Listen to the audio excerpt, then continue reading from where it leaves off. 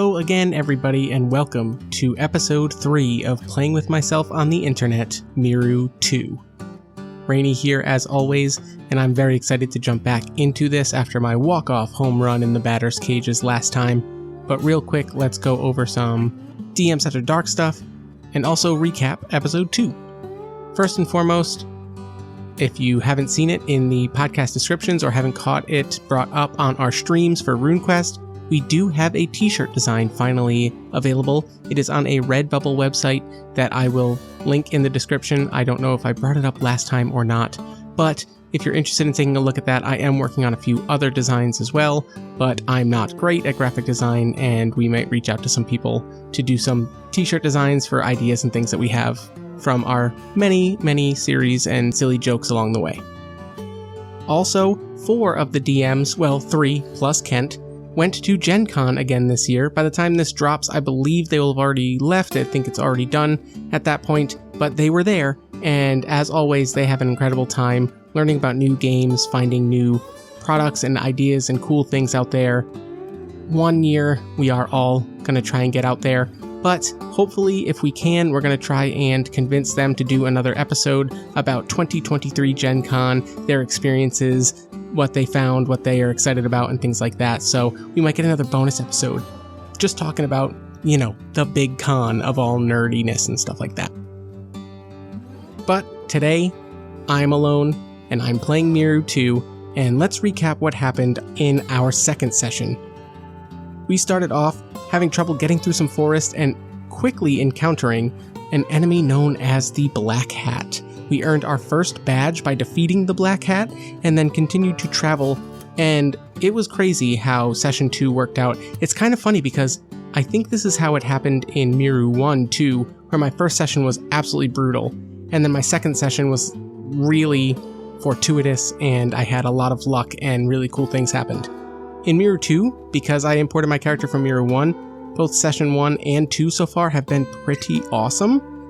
I'm probably jinxing myself by saying that, but after defeating the Black Hat, we went to an airport where we immediately got to use that badge to bypass a second combat. We found a flooded swamp and an old mask lady who we managed to get an item that we didn't get from the Black Hat, and it is a cooler upgraded mask from our Cyclops masks back from Miru 1. We finally found the village of Miru 2, which is full of androids, and they gave us a quest that just so happened to be rolled on the very next tile. It was crazy how well everything worked out in Session 2. We then went to a library, which everyone should do, and had some pretty uneventful days towards the end of Session 2 that were immediately upended by a visit to the zoo and a fight with a gorilla. R.I.P. Harambe.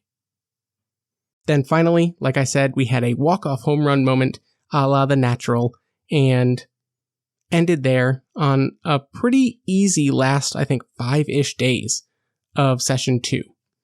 So starting off Session 3, I am going to backtrack a little because I'm only 2 tiles away, thanks to our snaking pattern that we're doing along this hex map, from the android village.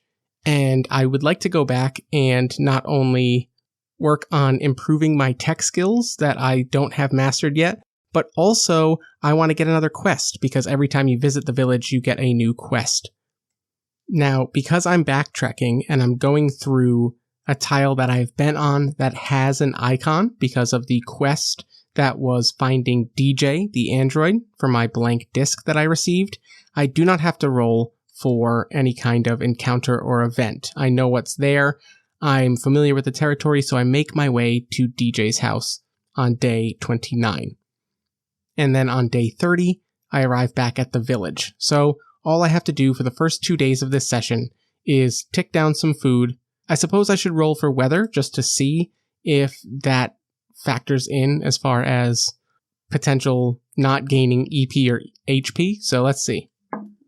Got a 6 for the grasslands, which is fine, and a 4 for the forest, which is also fine. So good weather on my way back, and I arrive back at the village.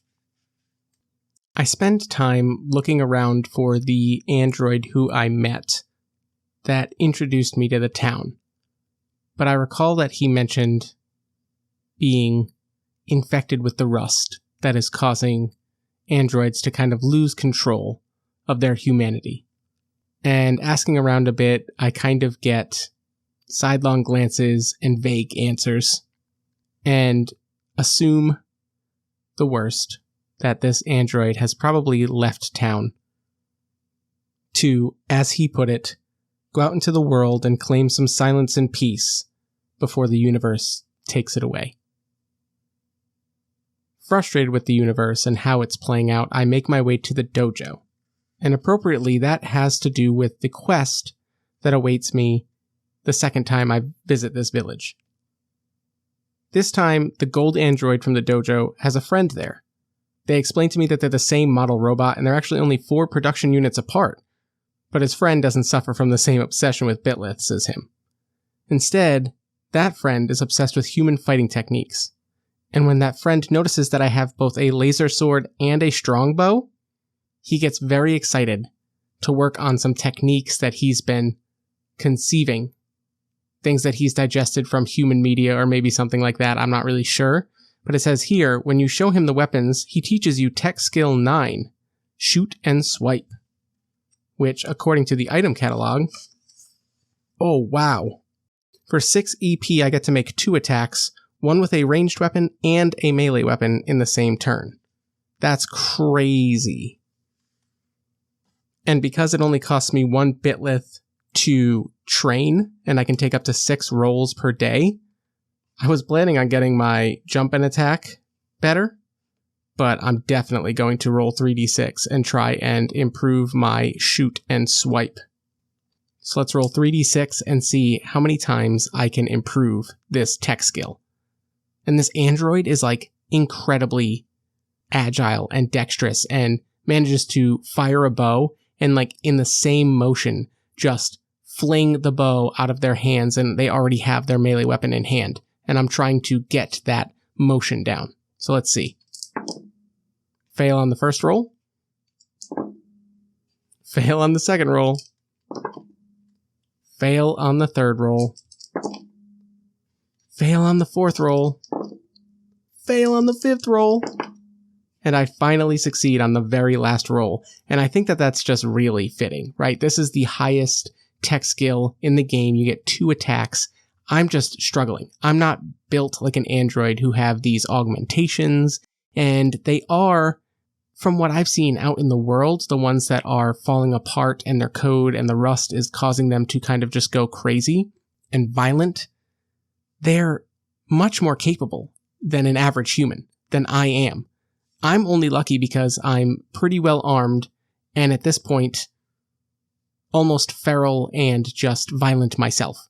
So I've gotten very lucky, and watching this android who has all of their faculties about them cleanly pull off this attack combination, it makes me really both frustrated that I can't do it, and that their kind, these androids, could be capable of something so incredible, but they're victims of this code and this Allura, this robot god that is just casting them off.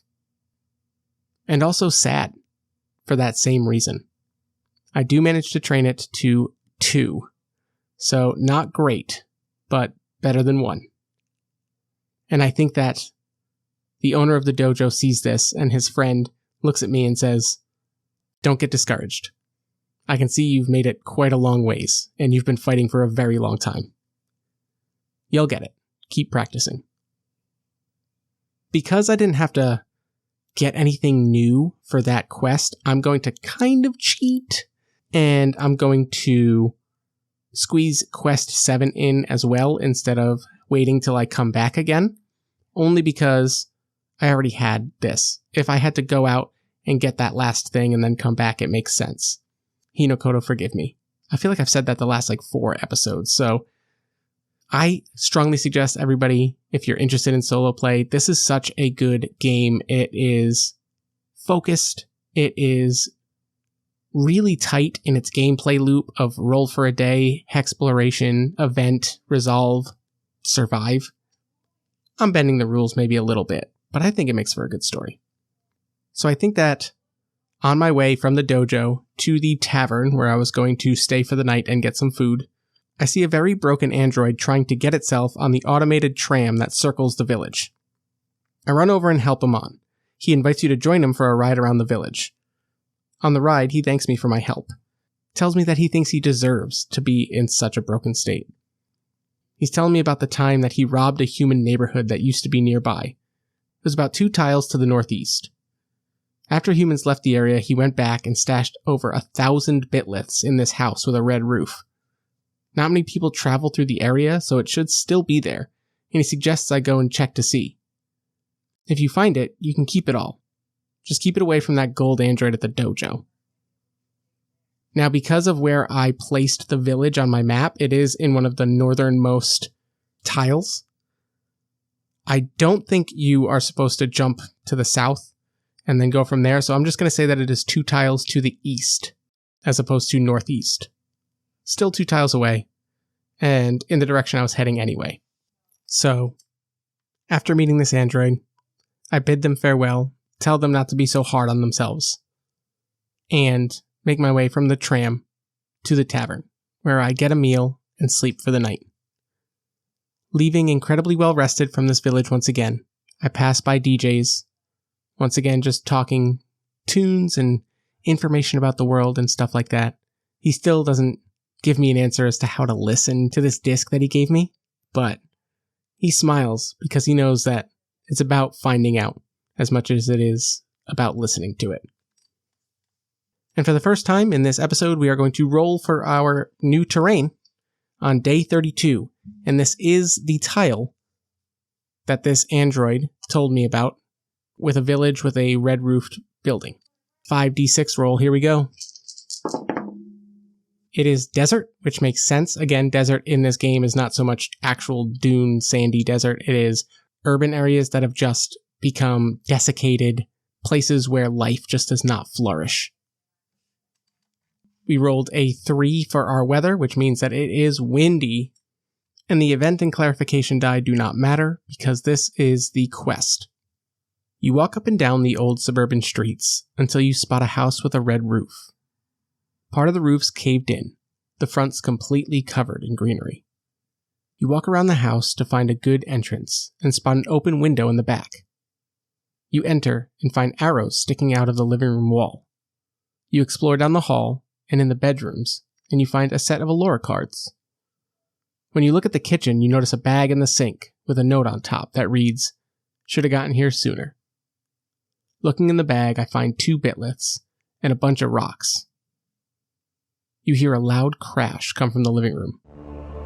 You quickly duck behind the kitchen island, and in the dark living room you hear a large, deranged android sniff around. You peek around the island to see a wild abomination of a robot. It has the robotic body of a bear, with a long neck and a human face. You guys should see the art for this, it is creepy. It screams, "I can smell your blood, human," and dashes into the kitchen to rip you apart. Well, shit. And I think just a great framing shot for this, if you're thinking of this like a TV show or a movie, is you hear the huge lumbering body, and as I'm hunched down beneath the kitchen island, that long neck with the human head just kind of extends from this bear's body and looks down. Unnaturally long, before powerfully just clawing through to make its attack. Alright, here goes. It's going to make its first attack. And I got a 2, which of course is the lowest damage, but it does inflict poison. Awesome. So I managed to get my shield up in time, and I mitigate the damage, but some kind of liquid drips down the actual shield and gets onto my skin, beneath my jacket and everything like that. It is my turn to attack, and I'm going to push off and give myself a little bit of distance, and perhaps foolishly, I'm going to attempt my new tech skill, shoot and swipe. So I'm rolling 3d6, hoping for a 2 or less on one of these dice. And I got it. I got a 2 and a 1, so that means that I improve this tech skill to 3, and I get to make an attack with my bow and my laser sword. And I'm so used to tech skills adding to damage and stuff like that, but basically this just gets 1 for my base attack plus these weapons. So 1 plus 6 for the strongbow is 7, and 1 plus 8 for the laser sword is 9 for 16 total damage.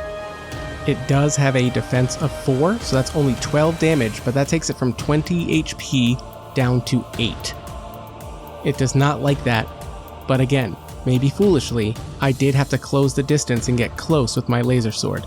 Seeing I did not kill it, I'm now terrified of the damage this thing can deal. I rolled another 2, so again, it doesn't get its damage off. I get my sword up and kind of bury it into its arm as it's attempting to hit me, and it hurts it enough that it doesn't really make full contact. But again, I'm spraying some kind of infected blood from this android, and it's getting on me, and I can just feel something about this liquid is just not right, and the poison is seeping into my skin as I continue. And maybe this is dumb, but again, we said flavorfully, narratively, shooting the bow, you kind of shoot it and let the motion continue, so you kind of toss the bow. So now all I have in my hand is my laser sword. I still have a hatchet holstered somewhere, but what I'm going to do is I'm going to actually use this kitchen island, jump up on it, and use the height to attempt a jump and attack. I can roll 3d6, and all I got to get is a 4 or less on one of these dice to succeed, and I'll level that one up as well. That's going to give me plus 6 to my attack, so I will easily deal enough damage to kill this thing. Let's see if I can do both. I almost didn't. I got 2 5s and a 1. So I do succeed, level that up to tech skill 5, and come down with my laser sword and this long neck on this huge abomination of an android was its downfall, because as it turns its huge body, I managed to strike at a smaller weak point, which is that long, elongated neck, and slash it off as it falls to the floor. Its large, bear-like body sways for a few seconds before falling in the middle of the kitchen. So no 1,000 bitliths, but I do get to roll 3d6 to see what kind of reward I get from this abomination, whatever it's been keeping in this house here. And I rolled a 12, a 6, a 5, and a 1. Oh, which does allow me, I always get these numbers wrong, I feel like I always underestimate where the special reward is, but I could take a solar battery, which, going to the item catalog, says, recharges an electronic once a day during combat. Oh, so like I could use my taser twice instead of just the once. And I've totally forgotten that I have a solar-powered light that grants me +1 attack in dark and rain. I could have been using that damage. I feel like we've had a lot of rain. And now I understand why dark is always bolded. You know, I pride myself on reading the rules and getting them right, but there's a lot going on in this game. Sweet, so I'll take that solar battery. And as my character plops down on the recliner to call it a night in this red-roofed home in this small little village in suburbia, the extreme winds howling through the broken windows, preventing me from getting a decent night's sleep, I at least have some good food and meal bars and fruit, and an inhaler to cure that poison that I know is seeping through my body. And we wake up to day 33. Continuing the snaking pattern, let's roll 5d6 and see what we get. Classic swamp. And I rolled a 3 for weather, which is the only result that would get extreme winds in the swamp. I rolled a 7 for the event die, which is ruins, and a 6 for the clarifying die, which says par the course. Yes, let's get some golf in. I know I'm such an old person. You walk up to the entrance of a gated area called Meadow Oaks Golf Resort. Suddenly the gates open and the speaker box near the entrance says, "Valued guest, please come in." You walk through and down a long, windy paved road. An android missing an arm and half his face drives up on a golf cart and offers you a ride. He's kind, and he tells you about the resort. You're the first person to visit in 30 years. Instead of stopping at the entrance of the resort, he continues to drive onto the golf course and explains the game. It has something to do with hitting tiny balls into birdies and small holes. Just ahead, another android on a cart comes flying over the hill. He's waving his arms and yelling, but you can't understand him. Right behind him appears a large and upset growler bear running at full speed. Oh, we fought a growler bear in Miru 1. Your driver turns the cart around and you both race back to the resort. Roll 1d6. I got a 1, so it is odd. You both race back to the resort and everyone manages to make it inside. You lock the doors, but the growler bear breaks through the brittle entrance, consumed with rage. It swipes at you. Yeah, I'm definitely going to protect my new golfin android pals, that's for sure. Let's see what it does. A 4 right in the middle for 6 points of damage, which I actually mitigate even though this is not a robot. My sleeper's leather jacket, my light shoes, and my hacked minor shield bring me up enough that this thing isn't even going to hurt me unless it rolls a 5 or a 6. And because I'm feeling it, and I want to show off for my new friends, I'm going to attempt my new tech skill, shoot and swipe. I use the clubhouse to my advantage. It comes in and it swipes at me, but I duck behind a rack of golf clubs and they clatter all over the place. And in the noise, the bear is looking around and it's sniffing and it stands up and roars. And in that moment, I've slid away and I get my bow up and loose an arrow. A 1, a 2, a 2, I definitely succeed. So I'm going to be able to shoot an arrow and close the distance with my laser sword once again, leveling that up to 4 now. It's pretty consistent at this point. I've figured out the rhythm. And that's going to be 7 plus 9 is 16 damage minus its 3 defense, 13 damage. It has 15 hit points, so it was just not enough. And it stands there with 2 hit points. Let's roll to see how much damage it does, and here I'm sure it's going to be a 5 or 6. No, it's a 1. So it attempts to bite down at me, but I roll out of the way. And you know what? I'll spend the EP because I just said roll. So we're going to roll and slice, even though that's a robot-only technique. I'll spend the 2 extra EP just to roll out of the way and bury my laser sword in this growler bear as it falls. And I look down at it and I look at the androids and I say, you know, I think these used to make pretty cool rugs. Let's roll 3d6 to see what reward we get. Terrible. I got an 8, which I can split up into 2 4s for 6 fruit. You know, another thing that I've forgotten to track since Miru 1 is my cool engineered plant, which is supposed to give me a fruit every 5 days. But I'm doing just fine on food, so I don't think starvation's going to be the thing that gets me in Miru 2. And because of the extreme winds, that's a second night in a row of no sleep. So my EP is at -4 from whatever I recover. So I'm going to eat 3 of those fruits, which is the max you can eat to regain 6 EP, bringing me up to 16. And then on day 34, we're going to roll 5d6. We are in the grasslands and it is pouring, but we have our raincoat. And we rolled a 12 on the event die, 2 6s. So that is definitely encounters, I believe. Yep. And then a 3 for our clarifying die, which says Junker's Junk Emporium. That's what I'm talking about. You walk past a rusty fence and a dog barks at you as you pass by. You hear someone yell at it to shut up. Ugh. An android missing his face skin approaches and asks if you want to see any of his junk. It's pretty cool stuff, he says. Well, yeah, of course, I do, and why would you say no to this face skinless, mean to dogs android? That's definitely not a trap, right? Yeah, should have said no. Yes says, you say, why not?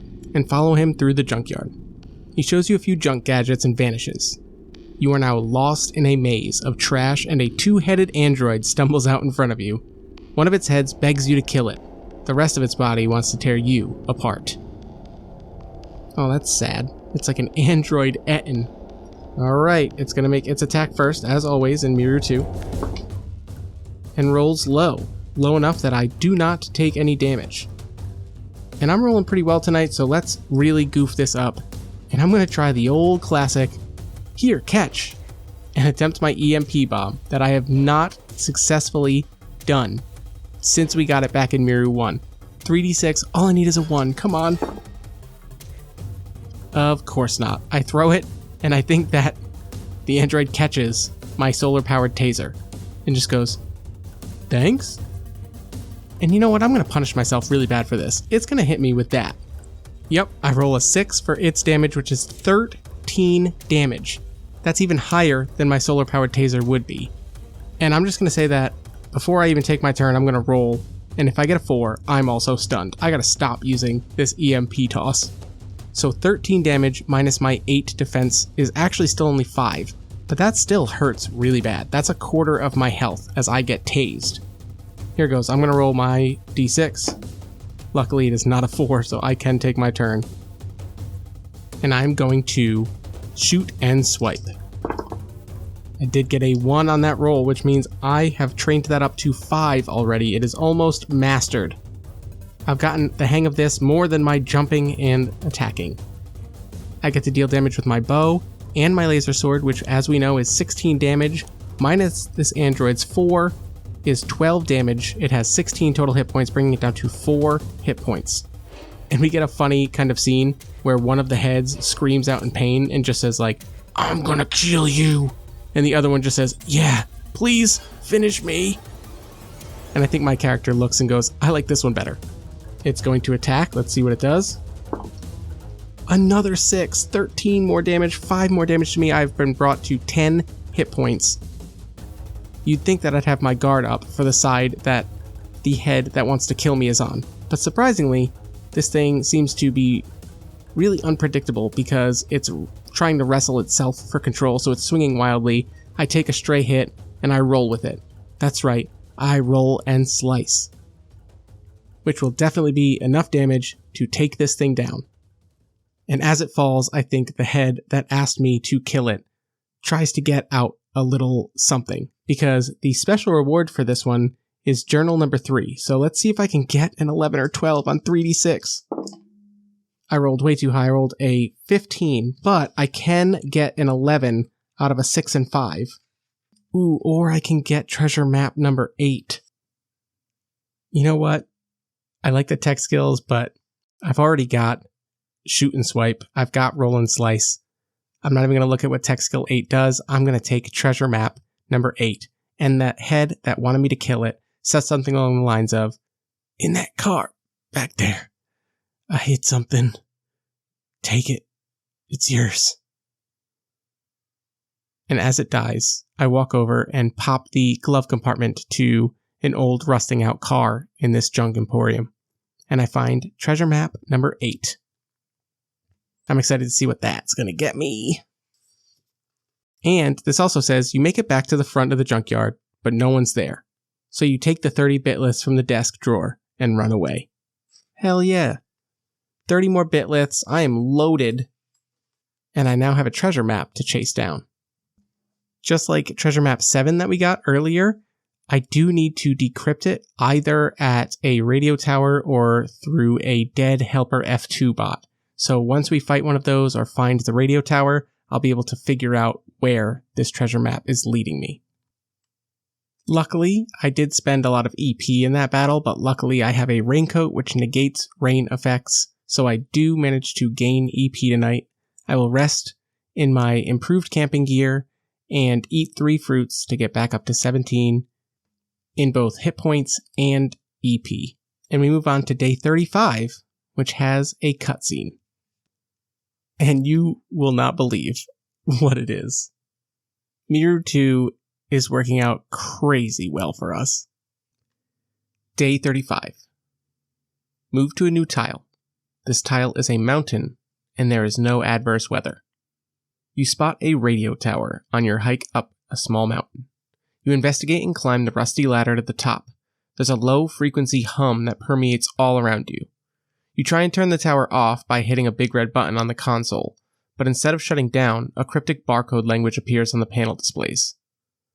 Oh, and it actually shows an interesting little barcode language, and it says, once you decipher the code, you may return to this tile and shut down the radio tower.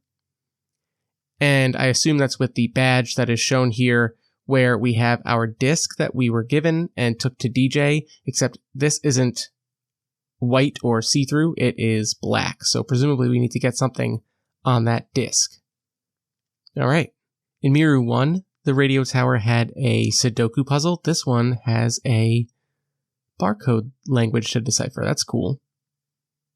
And I think that that's it for day 35. So we get to move right on to day 36. Rainy jumping in here in post to say that I forgot to decrypt that map that I just got. But when I rolled those 3d6, it actually pointed to 2 tiles to the southwest, which would have been in grasslands, where last session we had a pretty easy day, and we didn't really head in that direction, but I've marked it on my map, so if we ever go that way again, we know where to find treasure map 8. Continuing south to keep our snaking pattern going, let's roll our 5d6. Classic. So we rolled a 5, which means desert, and we rolled 4 for the weather. No adverse weather in the desert. This mountain comes down to what used to be maybe a small suburban town here in the mountains, but something happened, maybe a rock slide or something, because I rolled 2 6s for my event dice, which means this desert is impassable. So we need to start the day over, which means that instead of going south, we are going southeast. So I'm going to roll 4d6 and assume the weather die is still the same number. And of course, it's more swamp, because we can't get out of the swamp. We rolled a 6, which is the ruins of the swamp, and our clarifying die is a 2, which says, life is temporary. You walk through the remains of an old mobile home park. Almost all the homes are completely ruined and have been taken over by nature. Your anxiety peaks to an all-time high as you keep hearing someone walking behind you. But every time you turn around and look, no one is there. That night you have a dream about a metal skeleton with 4 eyes dragging a dead body around by the feet. Ooh. Yeah, I mean, in Miru 1 there was a lot of dreams. Your brother who died, you saw him with 4 eyes. This 4-eyed symbolism is really interesting. The god has 4 eyes. I don't think it's explicitly mentioned that the androids do. But a creepy mobile home park destroyed leads to terrifying dreams that night. And we just move on to day 37. And because the impassable desert messed with our snaking pattern, I'm going to finally break from the pattern and continue going southeast. Because I think what I want to do, and let me count out the tiles here we have. It'll work out perfectly. If we explore 3 new tiles, we can then go 3 tiles to the northwest and be back in the android village to try and finish that last quest and be in a position to take on the last few weeks of the journey here. So let's go southeast and roll 5d6. Back in the desert, and we rolled a 3 for the weather, which is extreme winds. So we are getting -1 to attack if we get into a fight here. We rolled a 5, which is ruins, and a 3, which says blood and bones. Looking for shade, you come across a mountain of robot body parts. Upon closer inspection, you realize it's actually a building. There's only curtains covering the entrance, and you enter to find a large statue of Allura, looking over 100 empty pews. Below her is a small metal skull with 20 bitlets in its cranium. Do you take it? This harkens back to like one of the very first events that we did in Miru 1, where we found a church in a swamp, and we took it. So I think that, and I'm also pretty good on bitlets and food at the moment, I don't need it. Plus, I wouldn't want charity from this god anyway, so we're going to say no, and we're going to say no emphatically by kicking over this skull with the bitlet offerings. And let's see what no says. You leave the offering for the next person to take. You walk out to see 2 hooded androids riding their bikes down the road. Now this says they ring their bells and wave as they pass you, but I think because I kicked it over, they're probably just riding by menacingly. And just because I'm curious, I always check the yes, and the yes says I would have been jumped by a cloaked android. So, we avoided a fight in the heavy winds, which would have been -1 to our attack anyway, and we've finished day 37 here in the desert. In a creepy Allura church. So turning back north, we're going to we've made it all the way across this hex map from the left side, leftmost column to the furthest right column. So quite a journey we've been on so far, and just thinking about it, the last few days have been pretty easy, and that was the same way last session when out of nowhere we had to fight a gorilla, so fingers crossed. Yep, I jinxed it. That would be a small injury, which is our third small injury, so we're going to lose some stuff. Let's go read what happens when you get your third small injury. So after hurting myself somehow in this desert trying to get through, I take my 2 HP of damage, and it says, you finish your dinner and stare into the campfire. The flames dance before you and time slows down. You hear a sharp snap of a tree branch next to you. Turning quickly to look, you see nothing in the dark. Suddenly, a blood-curdling scream comes from behind you. Frozen in fear, you feel a hand go right through your back and out your stomach. You scream as you watch its fingers wiggle around. Then you wake up in a sweat. You're okay, it was just a nightmare. You shake off the fear and fall back asleep. But when you wake up in the morning, you're down to 10 hit points and 10 energy points. You're missing half of your bitliths and any duplicate items that aren't food. Oh, and if I was poisoned, I no longer am, which would be bizarre. Oof. So we lose 40 bitliths, we lose a second raincoat that we had, and a second strong bow, which isn't really that bad. At least I still have those things. And our small injury counter resets, so there's that. Oh, and now we're not going to get to the village at the nice clean number of day 42. I might squeeze one extra day out of this session. Let's roll for day 39, though, trying once again to move north from this creepy desert and Allura church. Well, it's still desert, but the wind has died down. We rolled an 8 for our event dice, which is encounters, and a 6, which says, you have been found. However, because I have the black hat badge, I can choose the alternate route, or actually I have to choose the alternate route, so let's see what it says on page 43.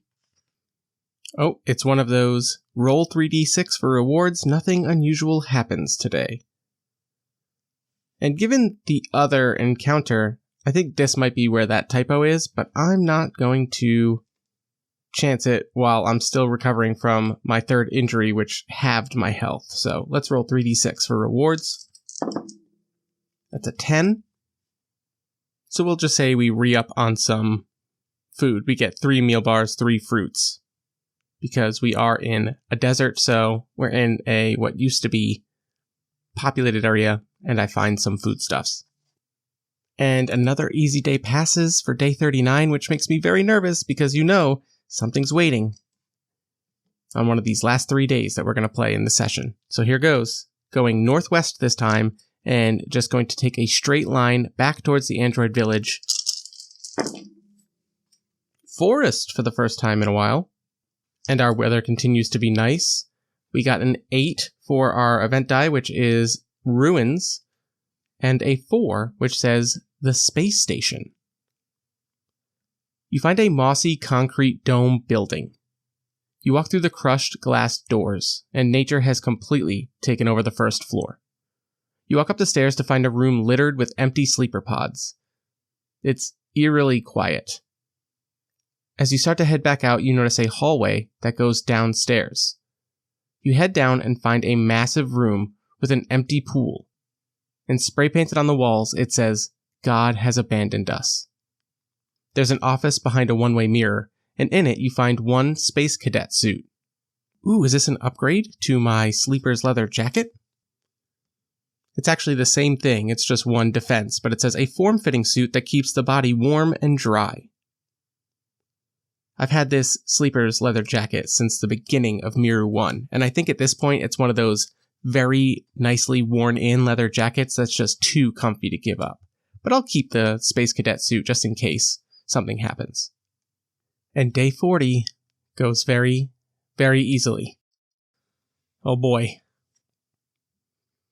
And because I always get confused about heading through tiles that have already been explored, I just checked the rules again, and because we are heading through 2 tiles on days 41 and 42 before we arrive back in the village on day 43, I do not have to roll for anything for the first one, which is Junker's Junk Emporium, because we already did that event. But I will roll one for the swamp with the batter's cage and everything like that, because that was just batters up. I just hit a baseball, so technically there could be an event. So basically, I need to roll to determine the weather, and then I roll 1d6 for the clarifying die. And depending on if that's odd or even, I might have to roll to find encounters. So I rolled a 3 for the weather die, which is windy in the swamp, and I rolled odd on my clarifying die, which means I need to roll for an event within this swamp, and I rolled a 5, which we have already done, so I have to move 1 up, which says lunchtime. You walk on a muddy trail all morning. As you begin to regret not picking up some boots along your journey, you hear a little ringing bell behind you. You turn and look to see an android wearing a brown robe riding a bike in your direction. Now, if I had the fog, either if this was foggy or if I had a fog badge, I'm not sure, I could do something different, but it says, he rings his little bell again as he passes you. He continues riding down the muddy path, and that's the last you see of him. You spend the rest of the day walking on the side of the road, trying to keep your feet dry. Wow, so another session of Miru 2 ends with pretty easy going in the last few days. And then we will start next time on day 43, entering the android village, picking up that last quest, and seeing what the last cutscene and last few days of Miru 2 have in store for us. So once again, thank you all for joining me for another episode of Miru 2. I feel like this game is a really great introduction to solo role-playing because you are playing a character who basically always starts the same. You don't have to worry about... I know character creation is very enjoyable, but this has a very almost board game-like feel of roll to figure out what hex you're exploring, what's in there, and you kind of move the pieces around, and it has an end game. It is on rails, but random enough with all of these daily rolls and things like that to keep it very interesting. And I'm really excited that I'm coming to a close on Miru 2 soon because next session has to be the last one. There's only enough calendar days for those 2 weeks. So I hope you've enjoyed it. I hope it has piqued your interest. Maybe you've taken a look at Hinokodo's itch page to get a copy of your own. Honestly, one thing I haven't really talked about, and I really should, is how clean the design of this game is, both the PDF and the zine. They are very cool to look at and managed to get a lot of information out in a very organized way. So, very impressive. All right, time to do the Sarah. Thank you for joining us. Thank you again for joining me. If you would like to, please follow DMs After Dark on all of the social medias. We post pretty regularly, and we like to engage with people about games we're playing, games that you're playing, anything you want to talk about. If you want to reach out to us directly, you can email us at dmsafterdark@gmail.com. If you could or would like to, please do rate us on whatever podcast app you listen to us on. It helps go a long way as far as putting our name out there for more people to discover. And then more people discover more games, and we all game more, and it's win-win-win-win-win. So I'll wrap up very quickly and say, sorry for a relatively uneventful last few days of that session, but it's gonna get crazy. You know it's gonna get crazy. And until next time, go thrifting. Go find a junk emporium and find some gold. Have a good one. Bye-bye. Ooh, I wonder if you can hear the storm outside. It is crazy.